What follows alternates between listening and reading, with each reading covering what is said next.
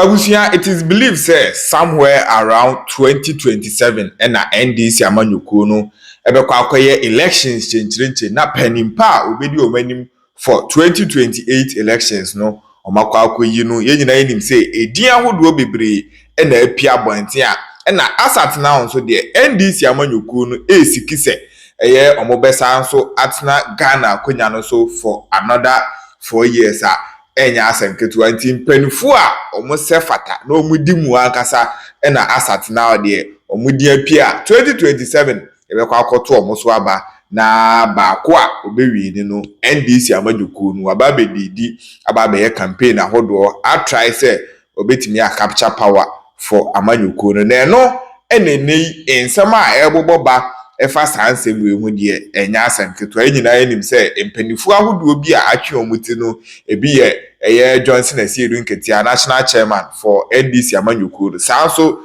ena Julius Debra ene honorable Haruna Idrisu no so ye minister of education sam panifo we nyina no looking forward say 2027 elections no omobetimi awi ni na omalidi amanyuku no no ena Dr. Tony Edu de ensem bia ba beto ho no mu abusia Dr. Tony Edu nsema ode aba beto ho nom no ano odi yie pa enyina yenim say Dr. Tony Edu de NDC amanyuku no ewoni mojam eno sori a odi eno sori a onom anything NDC de Dr. Tony Edu part of this or part of it waboa NDC amanyuku no on so many occasions enya asenketu ana eno wo kire se ohwe de we a be 17 years ni NDC amanyuku no leader obedi animu no akwa His Excellency John Dramani Mahama from the time no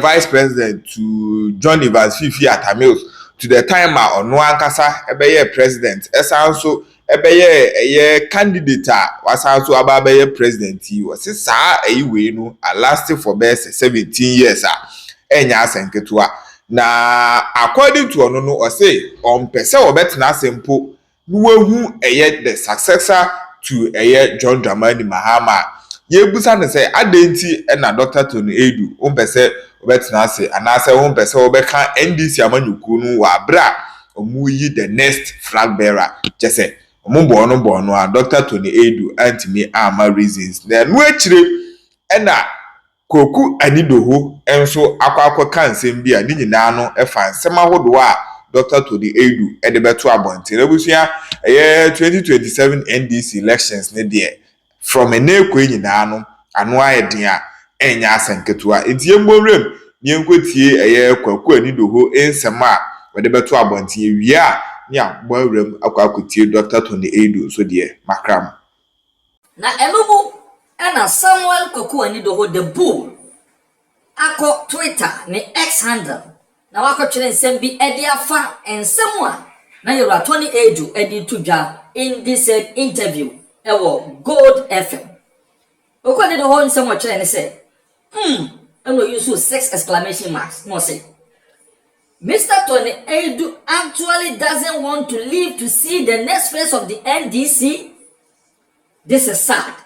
He wants to depart before the obvious happens. Not a question mark. Obviously, this is a very sad and touching statement from one of NDC's founding pillars. One of the pillars of the NDC doesn't want to see the next phase of his own party. No, another 4 exclamation marks. I am weeping silently in my heart.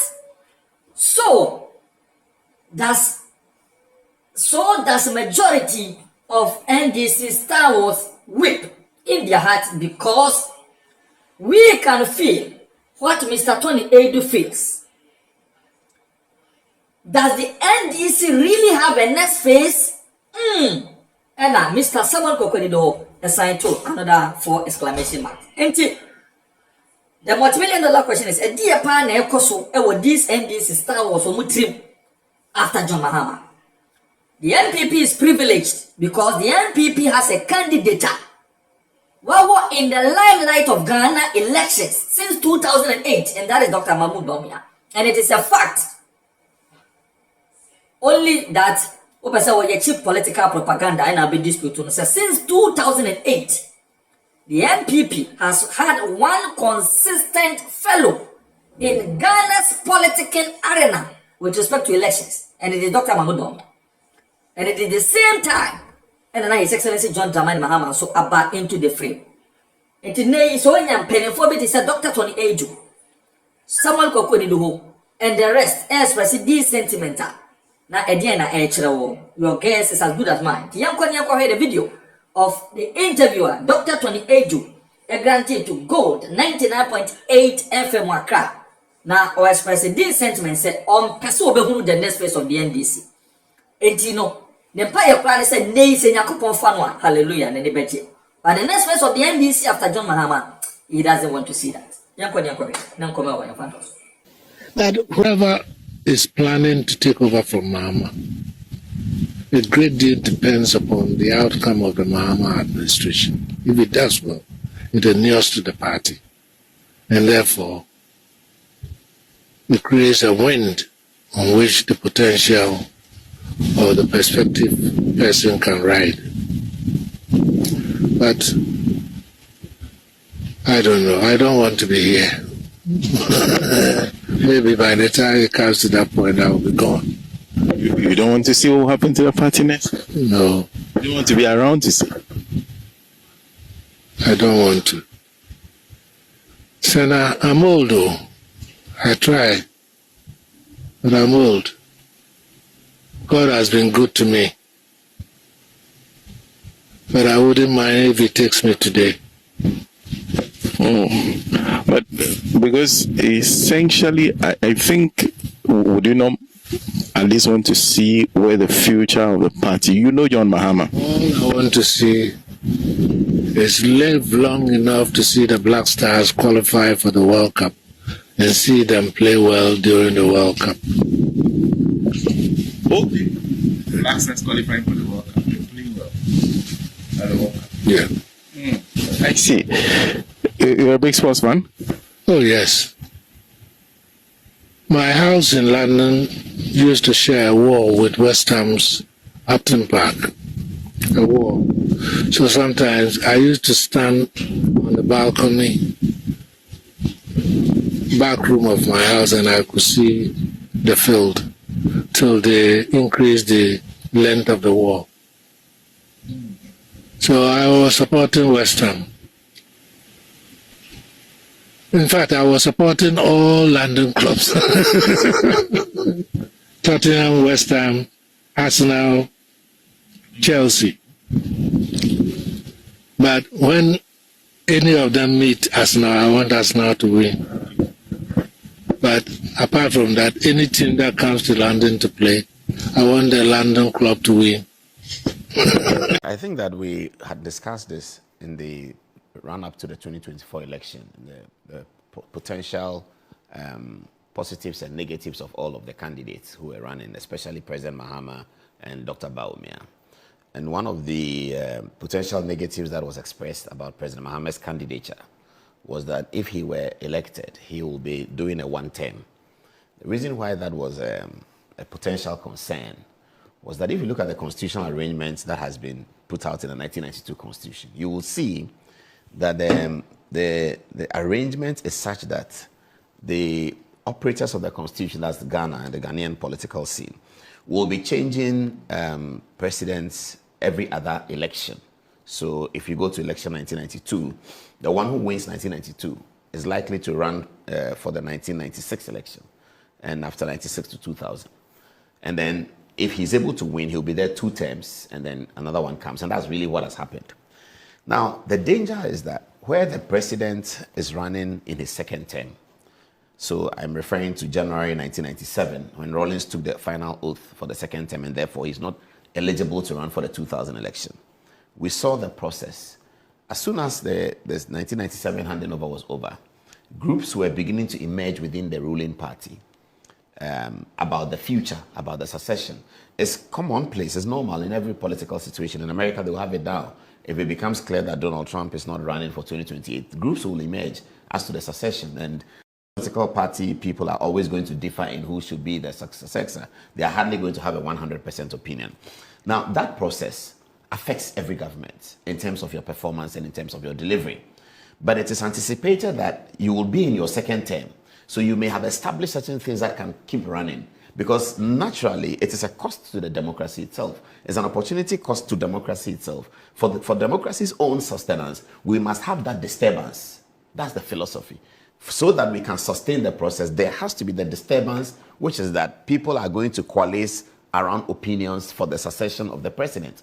So in 1997, our first experience with it, the NDC, which was the ruling party at the time, observed that this is potentially dangerous and that Rawlings was leaving and people were coalescing around Guzi Tano especially. People were coalescing around ministers. People thought that there would be the return of Kwesi Botwe to lead the party, all of that. So the elders of the party were concerned about this. This was the first time we were confronted with this kind of situation. What did they do?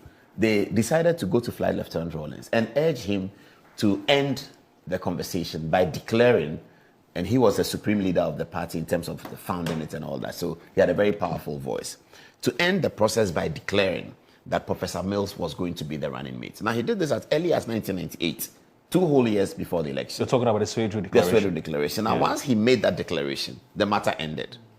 And then we went into 2000 elections. NDC didn't win. But the disturbance to the government was reduced significantly because of that announcement by J.J. Rawlings.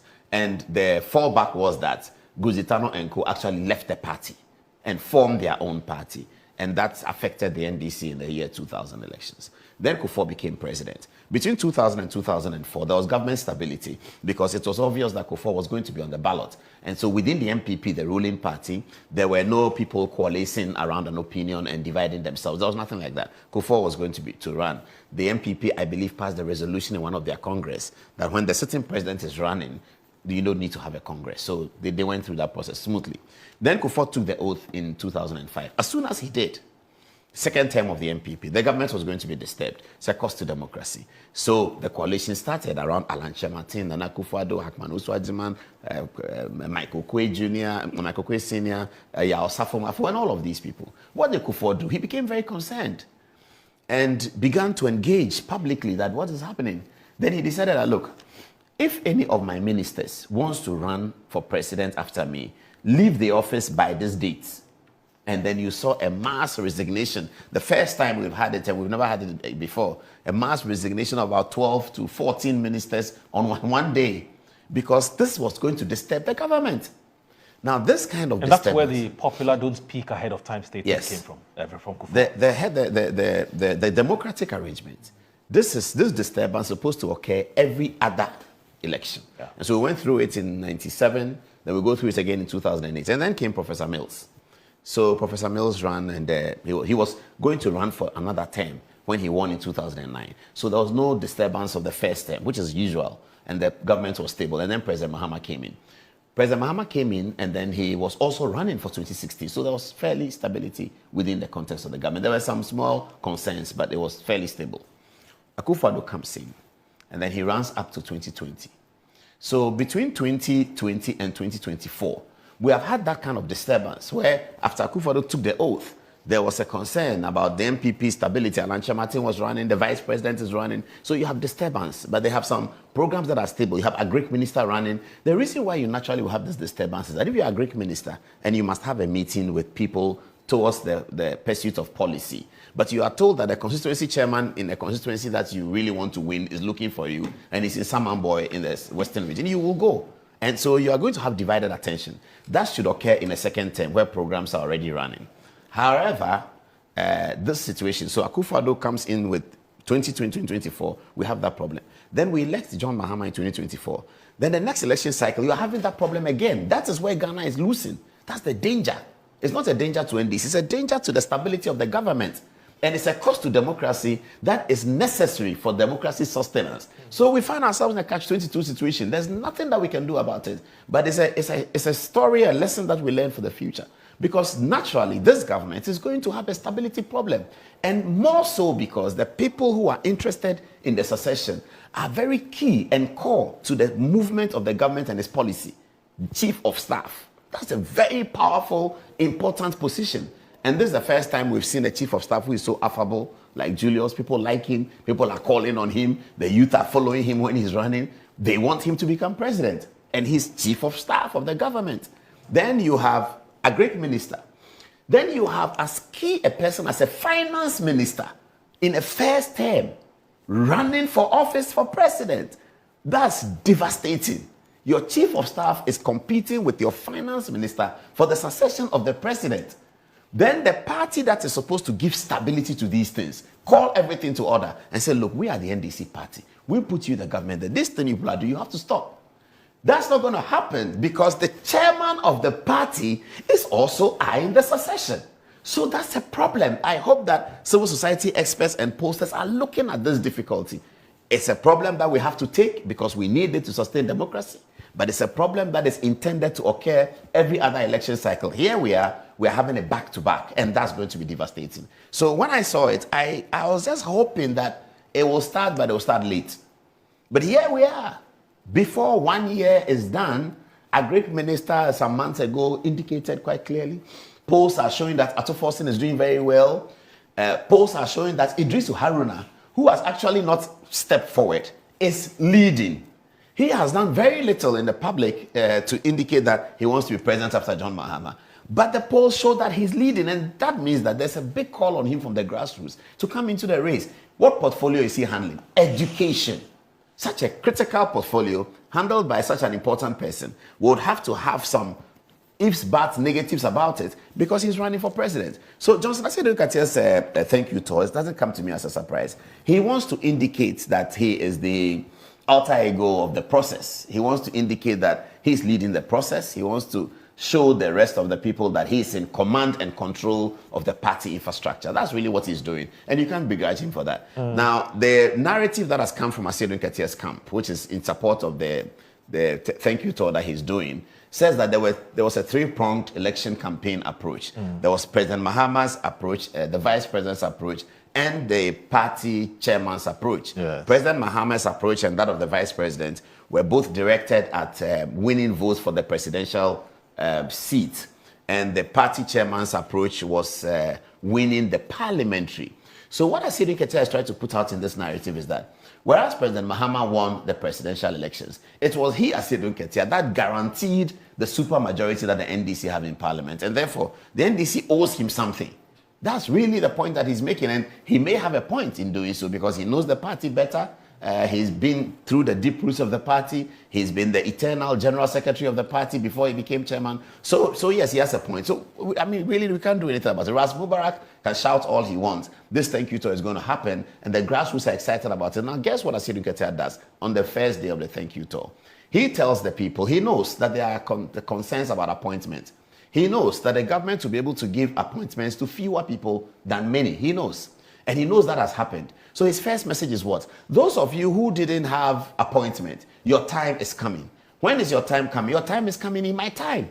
That's really what he's telling them. That don't worry. It's a 4-year cycle. If you don't get appointment, you elect me, we win 2028, that's your time. Now that's going to generate more votes because those who didn't get appointments are more than those who got appointments. So straight away, he started cutting the party into pieces. And I don't know what we're going to do about that. But to the extent that he's not a government appointee, does that matter too?